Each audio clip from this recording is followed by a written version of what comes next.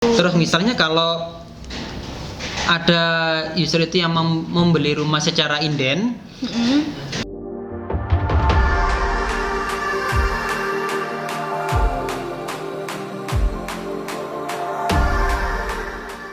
Untuk pertanyaan selanjutnya nih Mas, menurut dari Mas Reza, beli rumah in-house atau cash itu mana yang lebih menguntungkan nih Mas?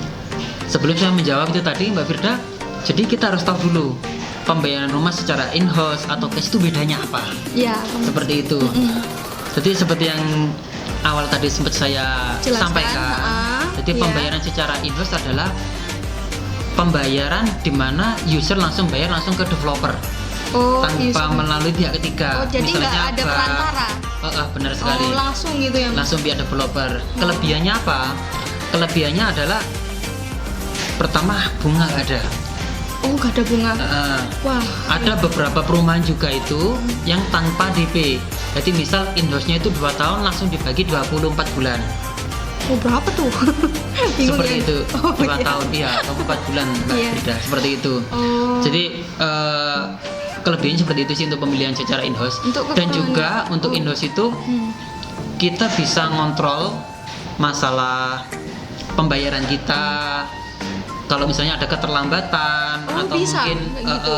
jadi misal ada keterlambatan, jadi kita bisa langsung musyawarah dengan pihak pengembang. Beda ketika kalau kita ngomong dengan pihak ketiga, biasanya ada denda. Oh, ada.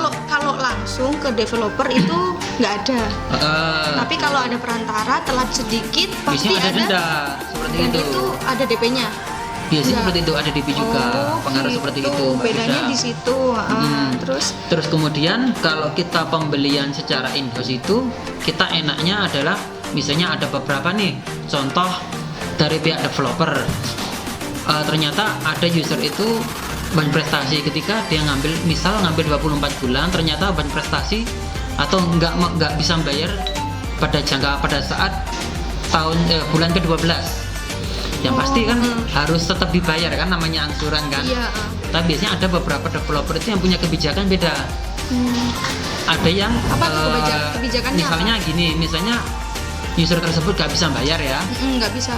Misalnya user gak bisa bayar, itu bisa bayar. Misalnya nanti bisa dimusyawarahkan dulu nih kendalanya seperti apa, user tersebut gak bisa bayar. Nah, dari situ kan nanti ketemu, wah ternyata ini seperti ini, kena PHK atau mungkin Karena kemungkinan tidak bisa kemungkinan yang kita prediksi ya menyebabkan Mas dia ya. nggak bisa prediksi seperti itu.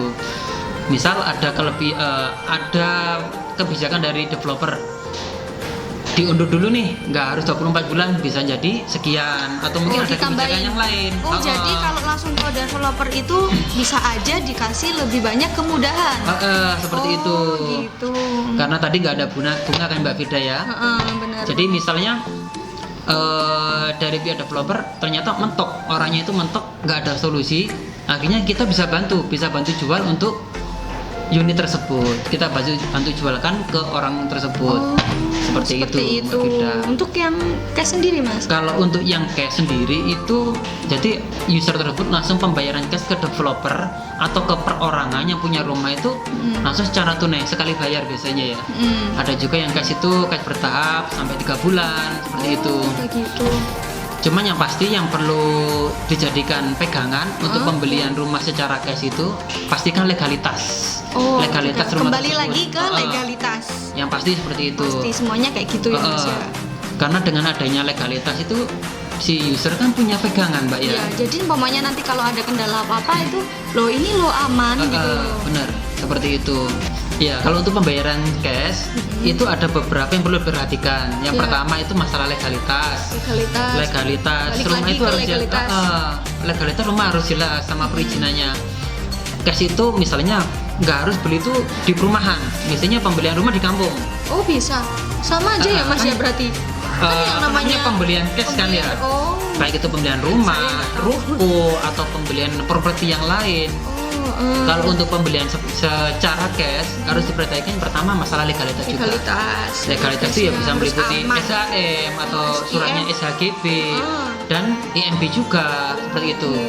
Dan setelah kita tahu masalah legalitas, itu harus kalau bisa secara otomatis harus langsung balik nama ke atas nama si pembeli. Oh, langsung. Biar lebih aman, biar nggak Kalau ada cash itu merembet. gitu ya, Mas, ya, langsung. Lebih enaknya seperti itu. Lebih aman ya karena Lebih milik aman. sendiri gitu. Jadi milik Udah jelas sendiri, ya, Mas ya. otomatis, benar. Itu di awal langsung harus diurusin gitu ya, Mas. Iya, harus diurus di awal di depan sekalian biar enak. Gitu. Seperti itu, Mbak Terus selanjutnya, Firda. Mas. Selanjutnya untuk kelebihan dari cashnya itu yang harus diperhatikan. Selanjutnya itu kalau untuk pembelian secara cash itu tadi sih, kita kadang nggak tahu pembelian secara cash itu unitnya itu ready atau enggak. Oh, gitu. Kalau misalnya di perumahan kan ada pembelian nih secara cash, tapi ternyata perumahannya itu ingin bangun. Misalnya di beberapa perumahan itu ada yang pembelian secara cash tapi unitnya nggak ada. Oh, ada juga yang Ada kayak juga gitu, Mas, seperti ya? itu, Mbak Firda. Oh, berarti untuk yang in-house atau cash itu bukan berarti rumahnya ready. Iya benar. Oh, jadi ada juga yang Inden inden. bangun, Oh, seperti gitu. Jadi nggak semuanya itu ready, teman-teman good people semuanya. Jadi ini perlu diperhatikan ya. Nggak sama ya, nggak semua in-house cash itu harus ready. Tergantung pembayarannya juga gitu ya, Mas ya. Iya benar. Gitu. Yang bisa dipastikan adalah kalau pembelian secara cash, misalnya beli di perumahan, Mm-mm. misalnya kawasan tertentu atau dan lain, pastikan pengembangnya juga ya Mbak Firda ya. Oh, Pengembangnya itu amanah atau enggak, atau dia itu punya reputasi yang baik apa enggak, seperti itu.